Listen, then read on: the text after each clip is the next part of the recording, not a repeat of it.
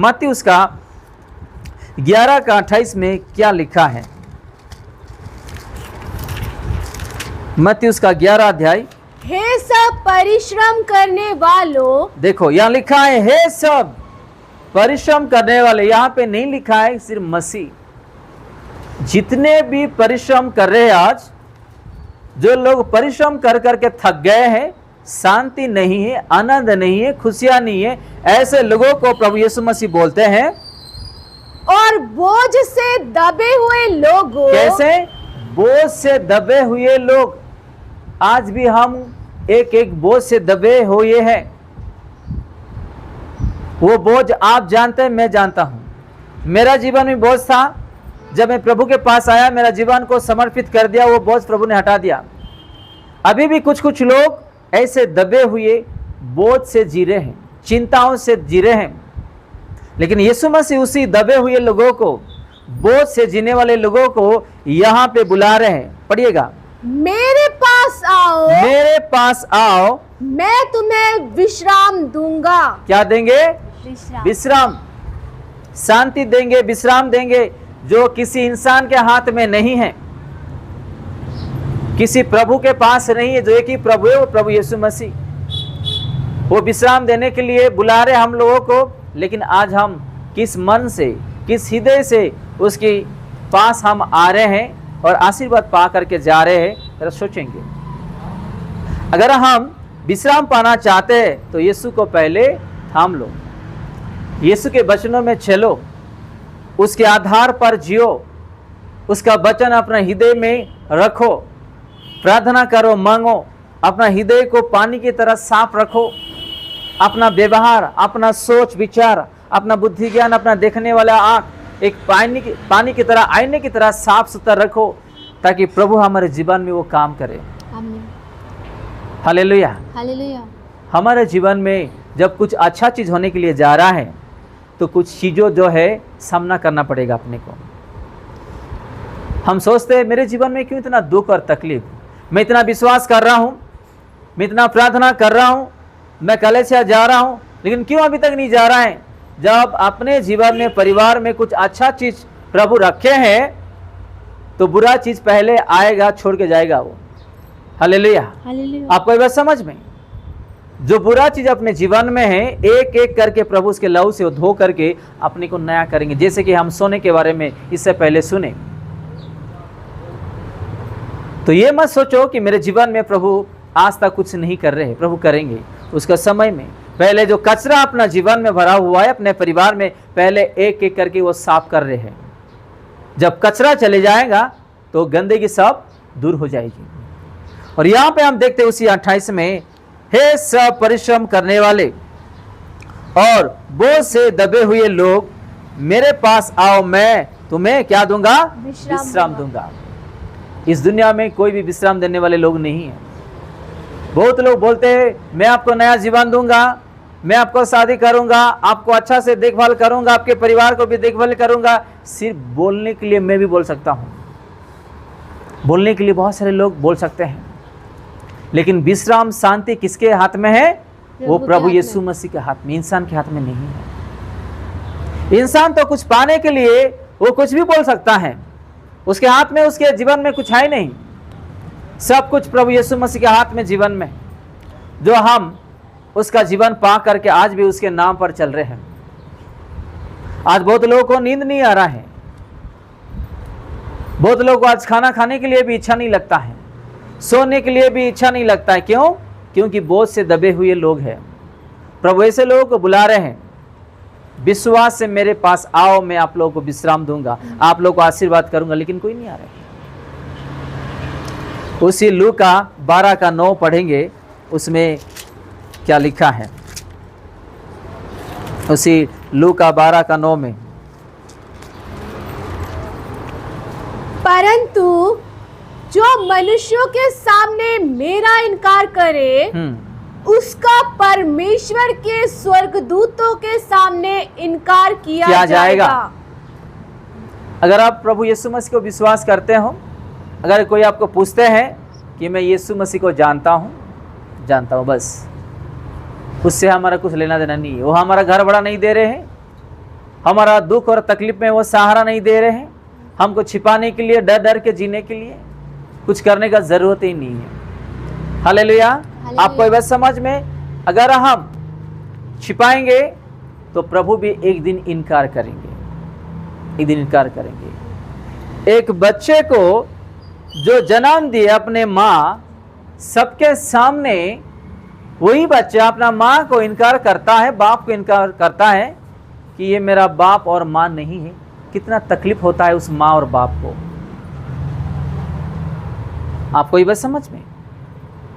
अगर कोई आपको पूछता है कि आप मसीह से हो, हाँ मैं मसीह से हूँ, मैं उसके बेटे और बेटी हूँ, घबराने का ज़रूरत नहीं। कोई हमको अपना सुख दुख में साथ देने वाले नहीं है, अपना कष्ट से बचाने वाले नहीं है, या हर महीने में घर भाड़ा देने वाले या चावल देने वाले, राशन पानी देने वाले कोई नहीं है जो हम किसी को डरे। हम मसीह हैं, मसीह रहेंगे। हालेलुया। हम यीशु को जानते हैं, जानते रहेंगे और ज़्यादा से ज़्यादा उसको प्यार करते रहेंगे, क्योंकि उसका प्यार कहीं खरीदी नहीं जाती है, ढूंढने से नहीं मिलने वाला, पैसा देने से नहीं मिलने वाला। उसका प्यार स्वर्ग से मिलता है और हृदय से आता है। हालेलुया। एक इंसान प्यार प्यार बोल के छोड़ के जा सकता है, लेकिन यीशु का प्यार जब उन्होंने सृष्टि किया उस दिन से आज तक वो प्यार करते आ रहा है। उसकी आंखों के सामने हम कितना गलती कर रहे, कितना पाप कर रहे, फिर भी वो माफ करता है, प्यार करता है। एक इंसान की आंखों के सामने जब हम गलती करते, पाप करते हैं, ठुकराते हैं और हमको दूर कर देते, पास आने नहीं देते हैं, ये पापी इंसान है बोलते, लेकिन सृष्टिकर्ता उसकी आंखों के सामने हम पाप किए हैं, फिर भी वो देख के हमको गले लगाता है, प्यार करता है। वो प्यार वो शुरुआत से करते आ रहा है, मरते तक वो करते ही रहेंगे। हालेलुया। उसका प्यार कोई छीन नहीं सकते हैं, उसका प्यार कोई हमसे अलग नहीं कर सकते हैं, उसका प्यार सदा काल तक रहेगा। और एक वचन हम देखेंगे भजन संगीत 78 का 10 में देखेंगे, उसमें क्या लिखा है। भजन संगीत, उन्होंने परमेश्वर की वाचा पूरी नहीं की और उसकी व्यवस्था पर चलने से इनकार किया। क्या लिखा है? उन्होंने परमेश्वर की वाचा पूरी नहीं की और उसकी व्यवस्था पर चलने से इनकार किया। हमारे जीवन में ये नहीं आना चाहिए, हमारे जीवन में ये नहीं आना चाहिए। हर एक विश्वासियों का जीवन में, परिवार में उसका व्यवस्था पालन बिना करके, हम इंसान का व्यवस्था का पालन करते हुए जीना एक इंसान के लिए आशीर्वाद नहीं है। इसमें जो भी प्रभु का व्यवस्था लिखा है, वचन लिखा है, हर एक को पालन करना जरूरी है। आज हम क्या कर रहे हैं? प्रभु का वचन को सुनते हैं लेकिन पालन नहीं करते हैं। कोई इंसान कुछ बोलता है तो उसका वचन को पालन करते हैं कि नहीं? आज ऐसा ही जीते हम। इसलिए प्रभु यीशु मसीह आज जो जीवन हमको दिया है, कुछ सीखने के लिए, कुछ जानने के लिए, जो लोग आज विश्वास नहीं करते हैं, प्रार्थना करते करते देरी होने से विश्वास नहीं करते हैं, कुछ पाने के लिए अगर देरी हो जाता है तो विश्वास नहीं करते हैं और प्रभु को मांगना दूर हो जाते हैं, ये ऐसा विश्वासी हम लोग को नहीं बनना है। 50 साल, 40 साल, 60 साल, 70 साल इस धरती पे रहेंगे, उसके बाद एक न एक दिन हम लोग को मरने वाले हैं, है कि नहीं? एक न एक दिन हम मरने वाले हैं, एक न एक दिन दुनिया छोड़ के जाने वाले हैं, परिवार को छोड़ के जाने वाले, रिश्ते को छोड़ के जाने वाले, पहचान वाले को छोड़ के जाने वाले, कलेशा छोड़ के जाने वाले हैं। लेकिन जब हम मर जाएंगे, शरीर से जब आत्मा निकलता है, सबसे पहले आप किसको देखोगे? आपके साथ कौन रहेगा वो जरा सोचो। आप और मैं एक न एक दिन मरने वाले हैं। आज तो पत्नी है, पति है, बच्चे हैं, भाई बहन है, रिश्ते लोग हैं, ठीक है, इस दुनिया के लिए, संसार के लिए। लेकिन जब हम मर जाते हैं, हमारा शरीर से जब आत्मा निकलता है, वो समय में ना कोई पति रहेंगे, ना पत्नी रहेंगे, ना बेटे बेटी, ना माता पिता, ना भाई बहन, नहीं कोई नहीं भी रहेंगे। सबसे पहले अपना आंखों में यीशु को आप देखोगे। हालेलुया। हालेलुया। सबसे पहले अपना आंखों में यीशु को देखोगे। वही यीशु ही आपको उद्धार कर सकता है, वही यीशु ही आपका जीवन को, परिवार को चला सकता है, आपको सुख और शांति दे सकता है। इस दुनिया में किसी के पास है ही नहीं।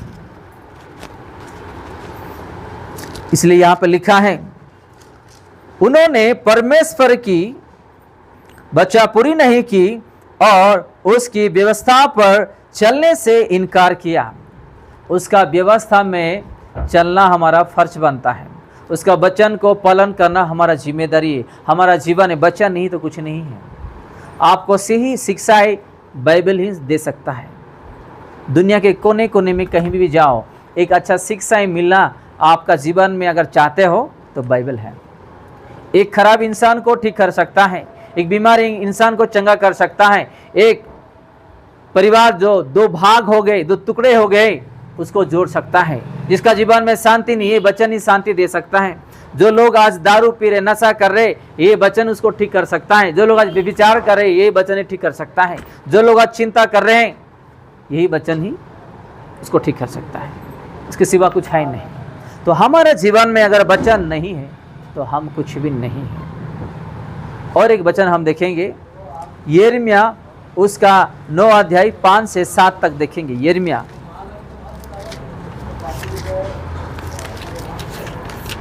5 से, हाँ, यिर्मयाह 9 अध्याय 5 से 7 तक देखेंगे। वे एक दूसरे को ठगेंगे और सच नहीं बोलेंगे। उन्होंने झूठ ही बोलना सीखा है और कुटिलता ही में परिश्रम करते हैं। तेरा निवास छल के बीच है, छल ही के कारण वे मेरा ज्ञान नहीं चाहते। यहोवा की यही वाणी है। इसीलिए सेनाओं का यहोवा यूं कहता है, देख मैं उनको तपाकर परखूंगा, क्योंकि अपनी प्रजा के कारण मैं उनसे और क्या कर सकता हूँ। हालेलुया। आपको ये बात समझ में 5 में क्या लिखा है? वो एक दूसरे को ठकेंगे और सच नहीं बोलेंगे, सच नहीं बोलेंगे। देखो ये पहला लाइन, क्या करने वाले? ढकेंगे और सच नहीं बोलने वाले। हमको अगर आज प्रभु जीवन दिया है तो सीखना है कि प्रभु का वचन हमको क्या सिखाता है। फिर से हम रिपीट करते हैं, यहाँ लिखा है, वो एक दूसरे को ढकेंगे और सच नहीं बोलेंगे। उन्होंने झूठ ही बोलना सीखा है। और क्या लिखा आगे? और कुटिलता ही में परिश्रम करते हैं। एक दूसरे को प्रेम करना, मदद करना, शांति से वास करना, ये हमारा जीवन है, हमारा फर्ज बनता है। एक दूसरे को हम कभी भी झूठ नहीं बोलना, ढांकना नहीं कुछ चीज। एग्जाम्पल, आजकल क्या हो रहा है ना, आप दिल्ली जाइएगा, वहाँ पे अपने आंखों के सामने बहुत सारी बुराई चीज़ आप देखेंगे। दिल्ली में लोग शादी करते हैं और अपने पत्नी के पीछे, पति के पीछे, पराई स्त्री और पुरुष के पीछे भागते हैं और छिपाते और झूठ बोलते हैं। दिल्ली में बहुत बड़ा हादसा होता है, हर रोज होता है। यहाँ क्या लिखा है? 5 में, वो एक दूसरे को ठकेंगे और क्या करने वाले? सच नहीं बोलने वाले। आजकल भी ऐसे ही हो रहा है। अगर 1000 रुपये हम लोगों को मिला मेहनत से, क्या करते हैं हम? 200 रुपये छिपा देते हैं अपना पर्सनल खर्चा के लिए। बाद में जब मालूम पड़ता है तो लड़ाई होता है कि नहीं? ये भी झूठ है, ये भी झूठ है। अगर आप 1000 रुपये लाए हो, सच बताओ और लेके जाओ। आपका मेहनत का पैसा है, कोई आपको रोकने वाला नहीं, कोई छीनने वाला नहीं। आज बहुत सारे घर में ऐसा होता है, पत्नी भी ऐसा करती है, पति भी करते हैं, भाई लोग भी करते हैं, बहन लोग भी करते हैं। अगर अपने जवान बच्चे और काम करने जा रहे हैं, उन लोग भी करते हैं। इससे क्या होता है? लड़ाई बढ़ता है। अपना माता पिता अपने बच्चे के ऊपर भरोसा करना बंद कर देते हैं, विश्वास नहीं करते हैं। चाहे पति हो, पत्नी हो, चाहे बच्चे हो, माता पिता हो, मेहनत हम कर रहे हैं, हमारा पैसा है, उसमें छिपाने का जरूरत नहीं। अगर कुछ गलती भी हो गया है, उस गलती को वो क्या कर रहे हैं? हम छिपा देते हैं। कुछ दिनों के बाद जब वो गलती बाहर निकलता है तो मैं डर के मारे आपको नहीं बताया बोल देते हैं, है कि नहीं? और उसी छिपा हुआ चीजों को बड़ा हो जाता है और उसी चीजों से फैलता है परिवार में। जो शांति है वो भी नहीं रहने वाला। प्रभु का वचन इसलिए हमको हर रोज पढ़ना है कि हम कैसा शैतान का चालाकी से अपना बुद्धि ज्ञान से हम छुटकारा पाए और बचे। बहुत भाइयों को मैं जानता हूं, बहुत भाई को जानता हूं मैं, ऐसा झूठ बोलने वाले भाई लोग। कभी नहीं बोलना है, कभी नहीं बोलना है। चाहे बहन हो जाने दे या भाई हो जाने दे या बेटे और बेटी हो जाने दे या पति पत्नी हो जाने दे, कोई भी हो जाने दे, चाहे मैं भी हूं। अगर हम झूठ बोलेंगे, ढांक के रखेंगे, एक न एक दिन बाहर आएगा। और जब मालूम पड़ता है तो उसी बातों को लेकर के आपस में झगड़ा होता है। जो शांति से जी रहे थे, 2 वक्त का रोटी खा रहे थे, वो भी शांति नहीं रहेगा। हालेलुया। और क्या लिखा है आगे? उन्होंने झूठ ही बोलना सीखा है और कुटिलता ही में परिश्रम करते हैं। कुटिलता यानी कि अपना हृदय से जो आता है, देखने वाले आंखों से जो देखते हैं, जो सोचते हैं, वो जो है पवित्रता रहना है। किसी को देख के हम कुटिलता ना हो, क्रोध ना करे, विरुद्ध बात ना करे या इल्जाम ना लगाए, किसी को दोष ना लगाए, किसी को उंगली ना उठाए, किसी का बुराई ना करे। अगर कोई अच्छा बढ़ रहा है अपने आंखों के सामने, प्रभु उसको आशीष दे और हमको भी आशीष दे, ऐसे हमको भी बढ़ने के लिए सहायता कर। हालेलुया। हमारे हृदय में, अपना सोच में कभी कुटिलता ना रहे, ऐसा गंदा सोच कभी ना रहे, क्योंकि हमारा प्रभु जो है सत्य है। हालेलुया। वो पवित्र परमेश्वर है। जब वो उसको मांगते हम, वो दिल खोल के वो देता है। नीचे देखेंगे और क्या लिखा है। तेरा निवास छल के बीच है, छल ही के कारण वे मेरा ज्ञान नहीं चाहते। यहोवा की यही वाणी है। किसका ज्ञान नहीं चाहते हैं? परमेश्वर का। परमेश्वर का ज्ञान नहीं चाहते हैं। सिर्फ अपना ही बुद्धि, अपना ही ज्ञान। हमारा बुद्धि, हमारा ज्ञान कुछ है क्या इस दुनिया में? कुछ काम हो सकता है? चलो एक बुद्धि ज्ञान का एक वचन भी हम देख लेते हैं। हाँ, हम देखेंगे 1 कोरिन्थियस उसका 3 अध्याय उसका 18 और 19 में देखेंगे। उसमें बुद्धि ज्ञान के बारे में परमेश्वर क्या कहते हैं। आज हम बुद्धि ज्ञान के बारे में जो सुने हैं और एक वचन तो देखने जा रहे हैं, उसमें बुद्धि ज्ञान के बारे में क्या लिखा है। 3 का पढ़िएगा, 3 का 17 और 18। यदि कोई परमेश्वर के मंदिर को नष्ट करेगा तो परमेश्वर सॉरी, उसे 18 से पढ़िएगा। कोई अपने आप को धोखा ना दे। कोई अपने आप को धोखा ना दे। यदि तुम में से कोई इस संसार में अपने आप को ज्ञानी समझे तो मूर्ख बने कि ज्ञानी हो जाए। देखो, आपको बात समझ में? इस संसार का ज्ञान कुछ नहीं हमको। हम लोग मूर्ख हैं। अगर हमारे पास ज्ञान है करके अगर हम बोलते हैं तो हम मूर्ख हैं। प्रभु का ज्ञान से ये सारा चीज बनाया है, हमारा पास कुछ नहीं है। आज हम बैठे बैठे लैपटॉप चला ले रहे हैं कि नहीं, हवाई जहाज जो ऊपर उड़ा ले रहे, बोलते कि हमने कितना बड़ा बना दिया। जब तक यीशु मसीह आपको मुझे ज्ञान नहीं देंगे, हम कुछ भी नहीं बना सकते। हमारा सुविधा के लिए, जो आवश्यकता के लिए प्रभु ने जो ज्ञान दिया है हमारे लिए, हम लोग बनाए हैं। हालेलुया। पहले मोबाइल था क्या? मोबाइल था पहले कौन सा वाला फोन था? घंटी वाला फोन था, दबाने वाला, ऐसा ऐसा है कि नहीं? लेकिन लोगों का सुविधा के लिए प्रभु ने क्या किया? मोबाइल दिया बनाने के लिए। लेकिन आज उसी मोबाइल को आज बहुत प्यार करते हैं। हालेलुया। सोने जाएंगे तो मोबाइल रहना है, उठेंगे तो पहले मोबाइल खोलते हैं, सोने से पहले मोबाइल खोलते हैं कि नहीं? कहीं जा रहे, बैठ रहे, काम करे तो मोबाइल खोलते रहते हैं। ये हमारा दिल की धड़कन हो गया है कि नहीं? मोबाइल हमारा दिल की धड़कन हो गया है। आज लोग मोबाइल के लिए भी बहुत लोग आज जीते हैं, आप नहीं जानते हैं।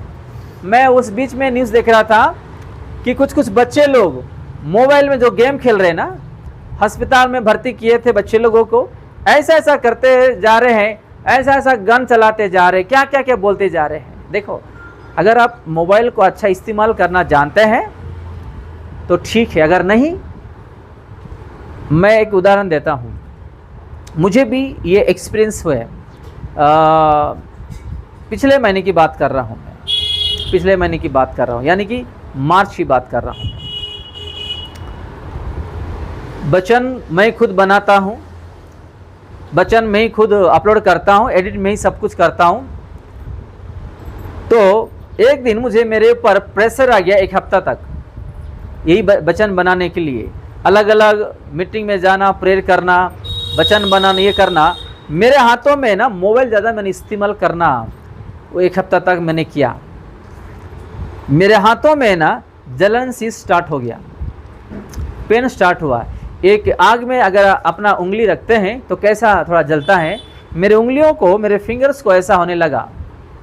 तो तुरंत मुझे पवित्र आत्मा ने कहा कि तुझे जितना इस्तेमाल करना है जल्दी से जल्दी करके इसको बंद कर, नहीं तो कुछ दिन तक जो वचन मत डल, बंद कर। मुझे इफेक्ट हो रहा है, उंगली से पूरा अटक होने शुरू हो रहा था, मैंने बंद कर दिया। मुझे भी वो अनुभव है जीवन में। इसको इस्तेमाल करना अगर नहीं जानते हैं, अपना आँख खराब हो सकता है, अपना शरीर खराब हो सकता है, हाथ खराब हो सकता है, अपना पवित्रता जो है सब कुछ बर्बाद हो सकता है।